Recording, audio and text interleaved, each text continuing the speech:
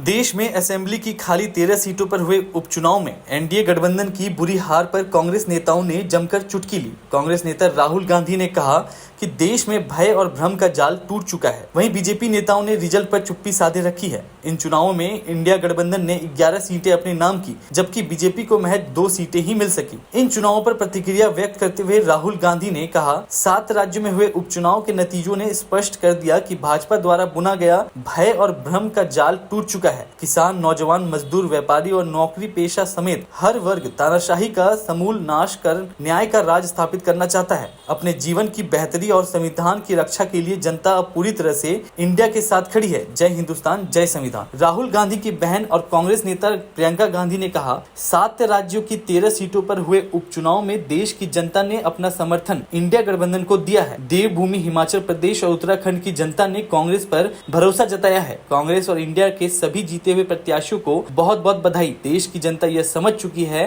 कि 100 साल पीछे और 100 साल आगे भटकाने वाली राजनीति से देश का भला नहीं होने वाला है। जनता को सकारात्मक राजनीति चाहिए जो वर्तमान को बेहतर करे और भविष्य के उज्जवल होने का स्पष्ट खाका तैयार करे। हम युवा भारत की जरूरतों और आकांक्षाओं के प्रति संकल्पबद्ध हैं। कांग्रेस प्रवक्ता पवन खेड़ा भी बीजेपी पर तंज कसने से पीछे नहीं रहे। खेड़ा ने कहा, 13 सीटों पर हुए उपचुनाव के ये नतीजे बेहद महत्वपूर्ण हैं। देश की जनता ने 1.5 महीने में दूसरी बार बीजेपी को कड़ा संदेश दिया है। हमने इन उपचुनाव में उत्तराखंड में मैंगलोर और बद्रीनाथ की सीटें जीत ली, जबकि हिमाचल प्रदेश में भी 2 सीटें जीती, जबकि बीजेपी 13 सीटों में से महज 2 ही जीत पाई। राजस्थान के पूर्व डिप्टी सीएम और कांग्रेस महासचिव सचिन पायलट ने इस मुद्दे पर बीजेपी पर निशाना साधा है। पायलट ने कहा कि जनता ने असत्य, द्वेष और नफरत को नकार दिया, सत्य, न्याय एवं भाईचारे पर फिर से अपने विश्वास की मुहर लगाई है। वहीं निर्दलीय सांसद पप्पू यादव ने रुपौली उपचुनाव में निर्दलीय की जीत पर कहा, बिहार की जनता आरजेडी और जेडीयू दोनों से उब चुकी है। वो कुछ नया चाहती है। बिहार के लोग नीतीश और आरजेडी को वोट नहीं देना चाहते। ये बीमा की हार नहीं है, ये जेडीयू की हार है। रुपौली में 20 साल से कुछ नहीं किया है। अभी भी अहंकार समाप्त करने की जरूरत है।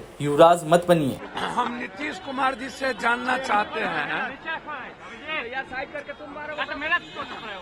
अत्यंत पिछड़ी जाति का वोट का बंटवारा के लिए एक ही स्वजातीय को टिकट दे दिया गया।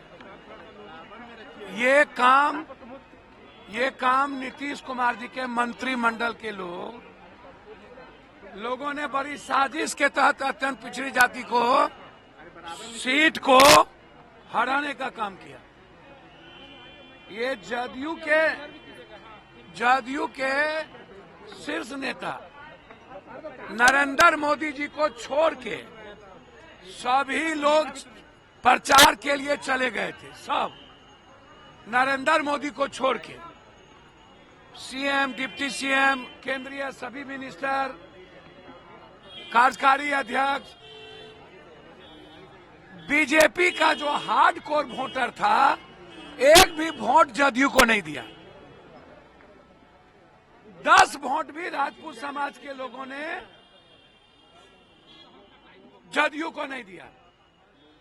पहले भी जब चिराग जी लड़े थे तो जदयू को बीजेपी का वोट नहीं मिला था, आरजेडी को भी वो वोट नहीं मिलता।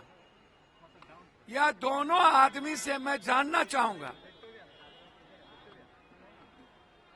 कि पूरे देश में इंडिया की गठबंधन की जीत हुई। लोकसभा में भी बीजेपी हारी, हिमाचल से लेकर के सब जगह बीजेपी हारी, महाराष्ट्र, हरियाणा और झारखंड में हम लोग बहुत मजबूती के साथ सरकार बनाएंगे। झारखंड में दोबारा हम लोग आएंगे। निश्चित तौर से ये जनता का फरमान है कि जो उन्होंने मत 2022 के आम चुनावों में दिया था, उसका रिस्पेक्ट भारतीय जनता पार्टी ने नहीं किया। और जिस तरीके से देश के हर कोने में ये चुनी हुई सरकारों को गिराने का प्रयास करते हैं, उसको ये हिमाचल में भी लागू करने का असफल प्रयास कर रहे थे। मगर हिमाचल की जनता पढ़ी लिखी है और हिमाचल की जनता ने पीछे लोकसभा में जिस तरीके से अलग मैंडेट के साथ आगे बढ़े, मगर इस बारी उन्होंने बिल्कुल साफ तरीके से कांग्रेस पार्टी को मैंडेट दिया है। ये इस चीज़ को दर्शाता है कि दल बदलने की राजनीति को प्रदेश के अंदर पूरी तरीके से नकारा गया है और प्रदेश सरकार को मजबूत किया गया है, कांग्रेस पार्टी को मजबूत किया गया है और हम अपना कार्यकाल पूरा भी करेंगे और अगले चुनावों में भी कांग्रेस पार्टी का अच्छा प्रदर्शन प्रदेश के अंदर रहेगा। देखिए, हिमाचल की जनता ने हमें 40 सीटें दी थी। 2022 के चुनाव में 40 सीटें दी थी। हमें 40 सीटों पर हमें दोबारा से जनता ने चुनाव जिताकर भेजा कि आपकी 40 सीटें, ये जनता ने तय किया। पर जिस प्रकार की राजनीति खरीदो फरोख्त हिमाचल की राजनीति में हुई है, उसका जवाब जनता ने दिया है। और ये सही संदेश भी है कि भविष्य में कोई भी राजनीतिक दल है इस प्रकार की खरीदो फरोख्त करने की हिम्मत नहीं करेगा, क्योंकि जनता हिमाचल की बड़ी जागरूक है और जागरूक मतदाता ने आज अपना फैसला सुनाया है। और 3 जो आज़ाद विधायक थे, इनको इस्तीफा देने की जरूरत नहीं थी, जिसमें से आज 2 चुनाव हार रहे हैं, एक पर हम थोड़े वोटों से पीछे चल रहे हैं। लेकिन मेरा मानना है कि इन 3 विधायकों को इस्तीफा क्यों दिया? ये तो आज़ाद विधायक थे, कांग्रेस पार्टी काम नहीं करती, भारतीय जनता पार्टी के साथ चले जाते, लेकिन जनता ने इनको भी सबक सिखाया। यही जनता की जीत है। जो देहरा में 5 चुनाव में लगभग 25 सालों बाद कांग्रेस जीती है, क्या 18 महीने की जो सुखविंदर सिंह सुक्खू की सरकार है उसको मैंडेट मिला? देखिए, देहरा उपचुनाव में मैंने अपनी सरकार की साख भी दांव पर लगाई थी और 25 साल से कांग्रेस पार्टी वहाँ चुनाव नहीं जीत पा रही थी। और जब कोई मुख्यमंत्री अपने परिवार के किसी सदस्य को चुनाव लड़ाता है तो उसकी साख पूरी दांव पर होती है। भारतीय जनता पार्टी ने पूरा जोर लगाया, पर मैं देहरा की जनता का भी धन्यवाद करना चाहता हूं कि उन्होंने अपने विवेक का परिचय दिया और निश्चित तौर पर वहां एक अच्छी जीत कमलेश ठाकुर जी की हुई है। मैं उनको भी बहुत बहुत शुभकामनाएं देना चाहता हूँ। आपके साथ हिमाचल में पहले मुख्यमंत्री होंगे जिनके साथ उनकी पत्नी विधानसभा में जाएंगी, क्या उत्साह है? नहीं, ये जो चुनाव था ना, ये मेरी पत्नी का पता नहीं था कि उन्होंने चुनाव लड़ना कि नहीं लड़ना है। हाई कमांड ने लोकसभा चुनावों में भी उनसे बात की थी, विधानसभा चुनावों की सर्वे रिपोर्ट के बाद भी बात की थी और मैंने 2 दिन का समय मांगा था।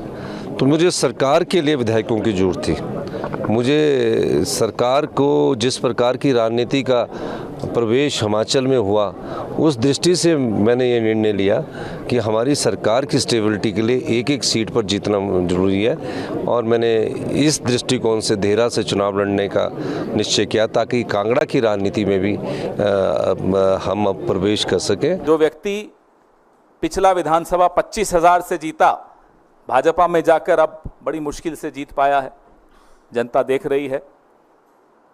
इन तमाम विधानसभा क्षेत्रों के वोटर्स का हम कांग्रेस पार्टी की तरफ से हार्दिक धन्यवाद देते हैं उन्हें कि उन्होंने सबक सिखाया उन लोगों को जो षड्यंत्र कर रहे थे संविधान को कमजोर करने का, संविधान को बदलने का, और चुनी हुई सरकारों को अस्थिर करने का जो षड्यंत्र रच रहे थे, उनको एक करारा जवाब आज जनता ने दिया है।